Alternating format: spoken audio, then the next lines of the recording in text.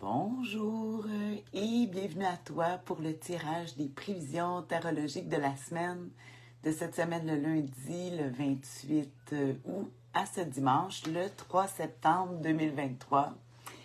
On est dans la semaine des Vierges du premier décan. Premier décan qui est représenté aussi par le premier décan, mais aussi à partir du 2, ce que j'allais dire, du 2 septembre, ça va être le deuxième décan de la Vierge. Au tarot, en tout cas dans tous les jeux de tarot, en anglais, je te dirais. Oups! Ah. Vive le direct, Tom! Alors, ici, on a la Vierge qui est représentée par la reine de Pentacle. Oui, la dame de Pentacle de Denier au tarot, qui ici, j'ai représenté pour toute la Vierge, c'est les Pentacles, la reine de Pentacle qui représente nos Vierges et aussi les autres signes de terre, mais plus particulièrement ici, dans mon futur jeu qui va être représenté par des écureuils. Un écureuil, la Vierge qui économise, qui sont méticuleux, attentionnés. On voit ici la belle ruche d'abeilles. Plus précisément, le premier décan, parce qu'on est de là, c'est le 8 de Pentacle. Pour les Vierges, c'est jusqu'au premier, donc jusqu'à jeudi, vendredi. Si tu vois dans mon jeu, ici, la Vierge du premier décan, on parle beaucoup d'études. Retour aux études, on dit... oh là là! Je vais prendre mes lunettes. Je l'ai lu avant, mais là, on dirait que savoir, prudence, application, étude et les choses répétitives, c'est sûr qu'avec un 8, on voit de la répétition. C'est une carte que j'aime ça dans mon jeu parce qu'elle représente vraiment, on est dans la rentrée scolaire, septembre. Fait qu'on est vraiment dans les dates avec mon jeu.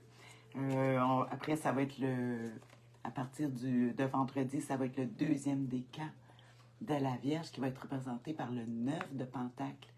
Je t'en reparlerai un petit peu plus la semaine prochaine pour les Vierges. Donc, ça, c'est au tarot où est-ce qu'on se trouve, l'astrologie dans le tarot. Hein? Puis là, on va faire comme d'habitude. On va piger 3 cartes, une pour connaître l'humeur, une pour les défis et une pour l'attitude gagnante à pratiquer cette semaine. C'est bon pour tout le monde, c'est bon pour toi, moi, c'est un angle de vue, hein, pour se donner un petit peu, pour se donner plus de pouvoir sur notre attitude face aux événements cette semaine. N'oublie pas, les cartes, ça te représente toi.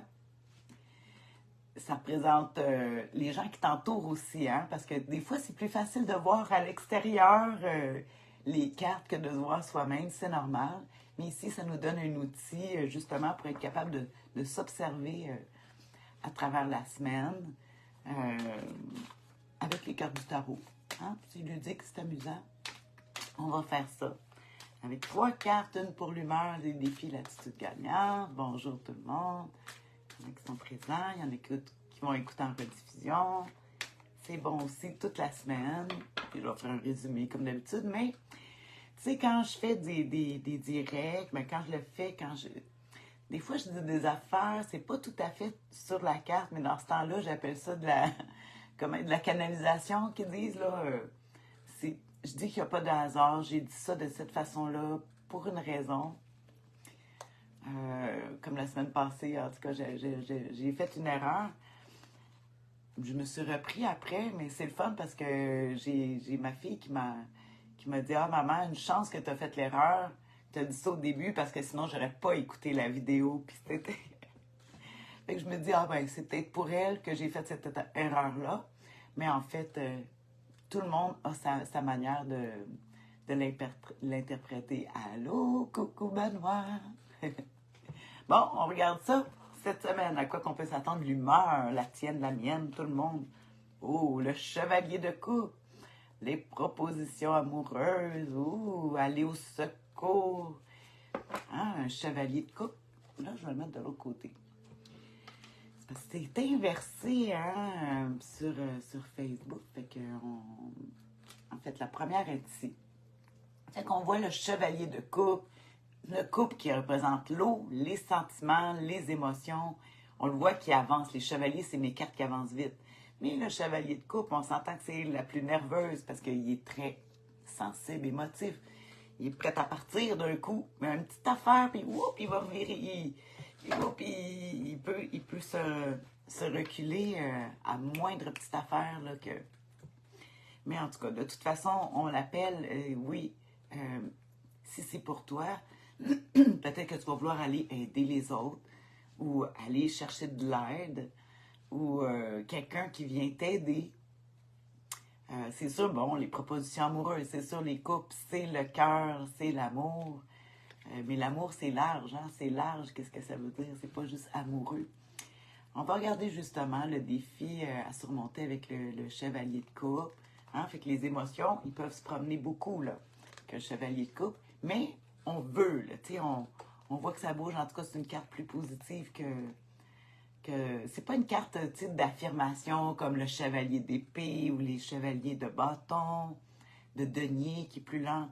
Là, c'est vraiment le cœur ouh, qui s'emballe. Ça peut être bon ou mauvais aussi, hein? Tu peux t'emballer dans la tristesse. Peut-être pour ça que. On va regarder justement le défi à surmonter avec le. Ah, le chevalier de coupe. Le 4 de coupe. Ah. La récupération, l'ennui, l'impression que c'est toujours pareil. Ouais, je verrais être blasé. Hein. Des fois, on voit le 4. C'est là, je me suis pas trompée, c'est vraiment le 4. Oui, le 4 de coupe. On voit que... Puis même, le défaut de cette carte-là, c'est que même les meilleures choses peuvent être offertes devant nous, puis qu'on les verra pas parce qu'on est... Petit, ici, on dit, recevoir de l'aide. Mais en même temps, c'est comme on est tellement blasé que même si la meilleure chose se présenterait devant nous, ça nous stimulerait pas. Ça nous aiderait pas. Peut-être qu'on trouve que la lenteur, les choses sont longues. En tout cas, le moral peut être à l'eau. Hein? On voit que justement, l'eau, le 4 de coupe, on voit les coupes. C'est aussi une carte qui peut parler que tu es en train de récupérer de ta santé aussi. Puis que ça peut te ralentir.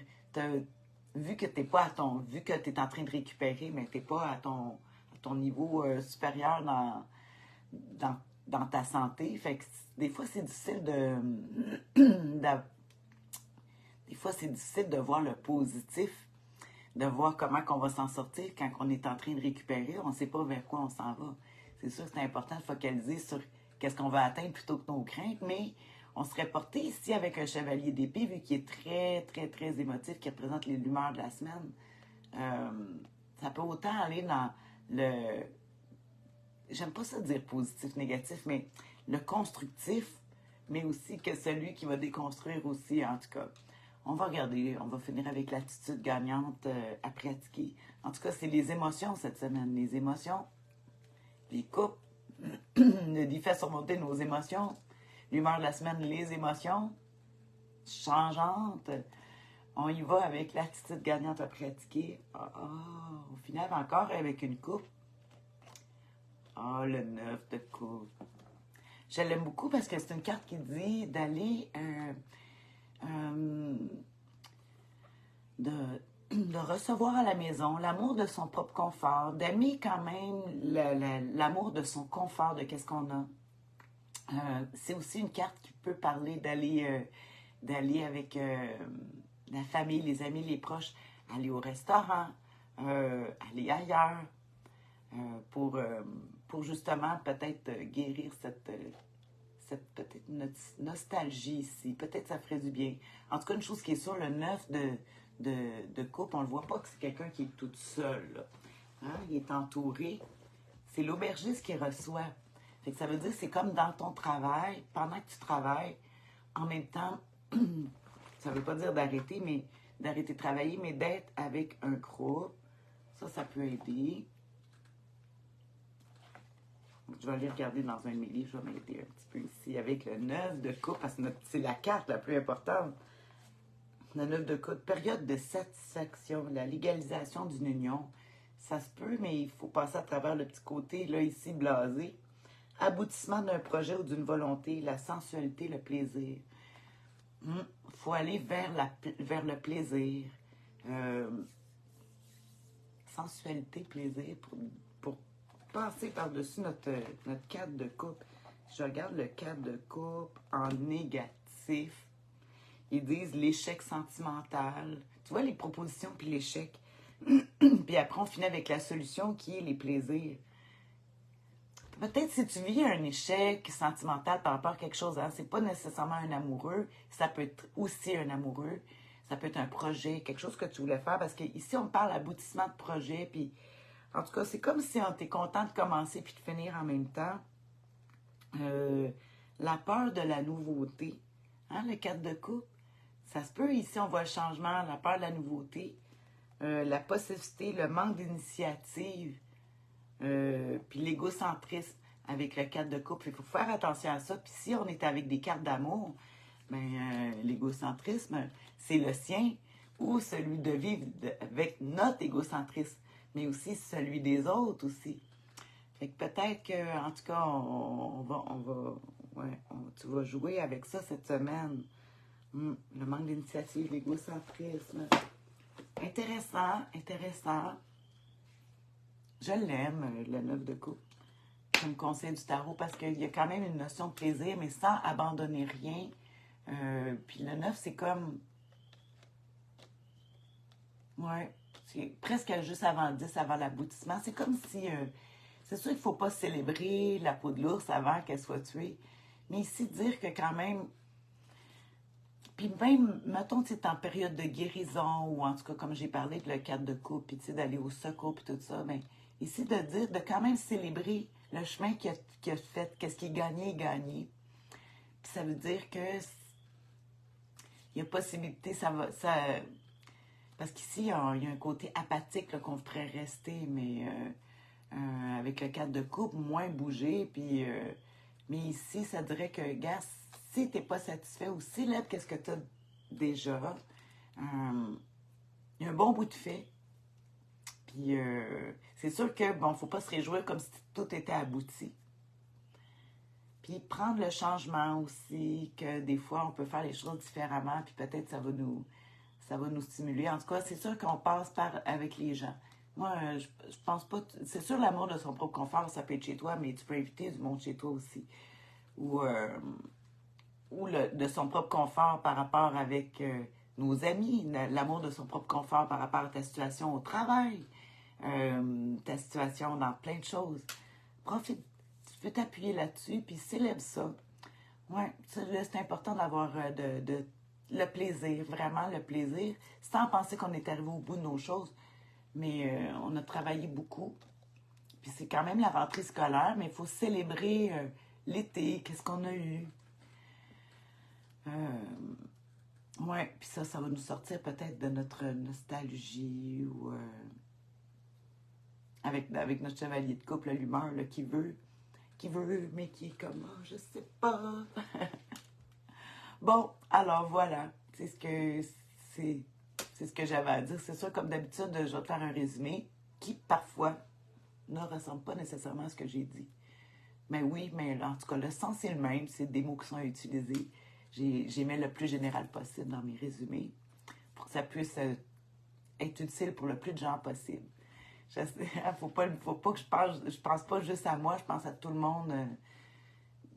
J'essaie de mettre ça large pour que tu puisses prendre les outils que tu vas avoir qui peuvent t'aider, c'est sûr, à traverser la semaine avec les conseils. Je te réécris ça de toute façon. Fait que sur ça, je te souhaite une excellente semaine, la dernière semaine du mois d'août. Et on s'en va dans septembre, c'est la grande fin de semaine. Profite-en bien. Salut. Bye bye.